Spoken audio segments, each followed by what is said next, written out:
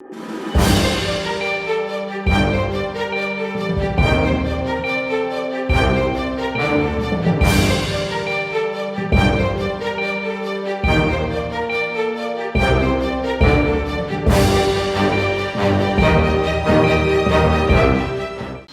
à tous et bienvenue dans ce trésor sommaire de l'actualité. L'ONG FEGAD lance le programme Voix des enfants, Voix d'espoir pour développer l'expression orale et la confiance en soi des enfants de 8 à 15 ans.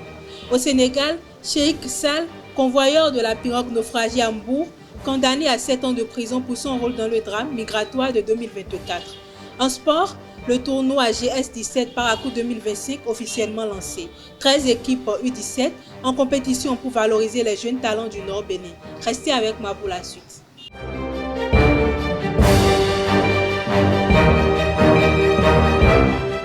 À nouveau, bonsoir mesdames et messieurs. Comme je l'ai annoncé tout à l'heure dans le sommaire, à l'approche des grandes vacances scolaires, l'ONG FEGAD lance une initiative inédite à Paracou. Voix des enfants, Voix d'espoir. Un programme éducatif et ludique destiné aux enfants de 8 à 15 ans pour développer leur expression orale, leur faire connaître leurs droits et renforcer leur confiance en eux. Au micro de Mouidine Lawani Elvi Kongbeto, suivez les détails de cette activité qui mise sur la parole comme levier d'épanouissement pour les enfants.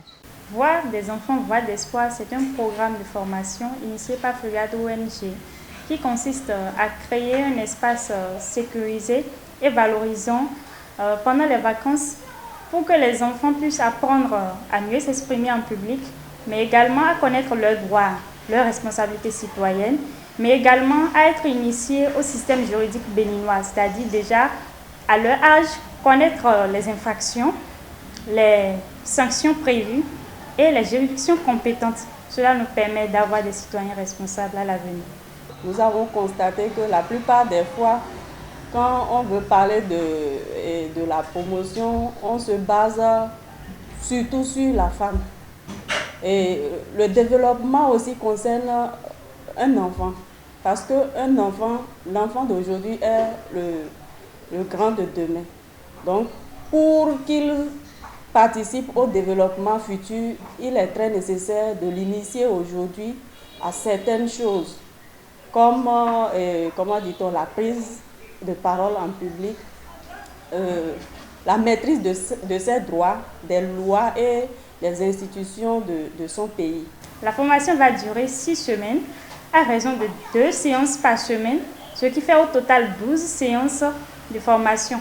Les modules de formation, ici nous avons l'oratoire, nous avons droits et devoirs des enfants, nous avons le système juridique béninois, en plus le concours d'art oratoire. Les formateurs de l'activité sont nombreux parce qu'il s'agira de plusieurs modules.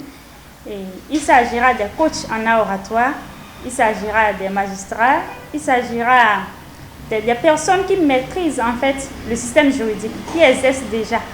Les frais d'inscription s'élèvent à 2 000 francs et les frais de formation qui s'élèvent à 8 000 francs, donnant droit à un bloc-notes, t-shirt, un stylo, le code de l'enfant, l'attestation de fin de participation et la restauration. Nous invitons les organisations locales et les institutions, que ce soit des entreprises, des personnes ressources, à accompagner cette initiative que nous allons émettre à la face du monde.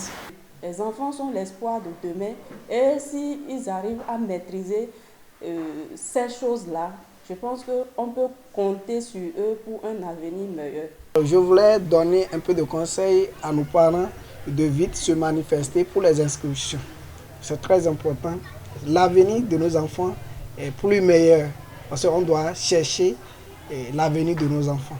Après cette première édition de la Nuit de l'éloquence organisée par la FNEP à l'Université de Paracou, réunissant des centaines d'étudiants et autorités du campus, le président de la FNEP, Souaïbou Gounou, revient sur l'objectif de cette initiative et les perspectives.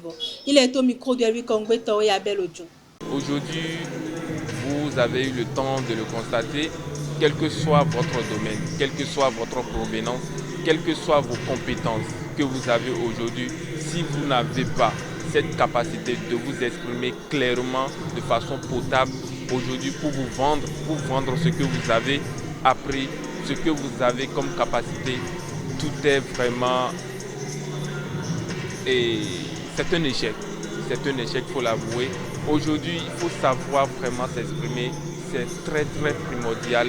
Dans nos universités, dans nos écoles, etc., nous n'avons pas encore eu cette chance d'avoir des unités d'enseignement qui abordent ce sens-là. Et la FUNEUP a déjà fait le premier pas pour montrer que c'est possible. Nous pouvons mettre ces formations ou bien ces unités d'enseignement dans nos différentes écoles, universités, etc. pour donner en quelque sorte les outils qu'il faut. Aujourd'hui, il ne s'agit pas de se focaliser sur des capacités académiques.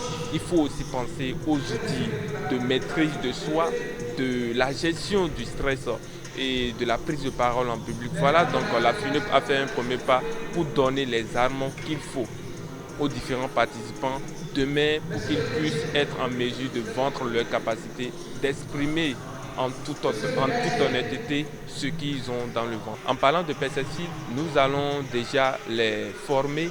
Les participants qui ont pris part à cette formation, nous allons déjà les accompagner à travers des formations beaucoup plus spéciales, en collaboration bien sûr avec notre partenaire AROI International Benin, les accompagner pour qu'ils puissent devenir les leaders qu'on rêve d'eux, pour qu'ils puissent devenir des produits finis de l'université de Parakou, qu'ils soient agronomes, sociologues ou encore économistes à la flash, qu'ils puissent être en mesure de prendre la parole en public et que ce soit à un événement ou encore à une autre activité pour s'exprimer clairement.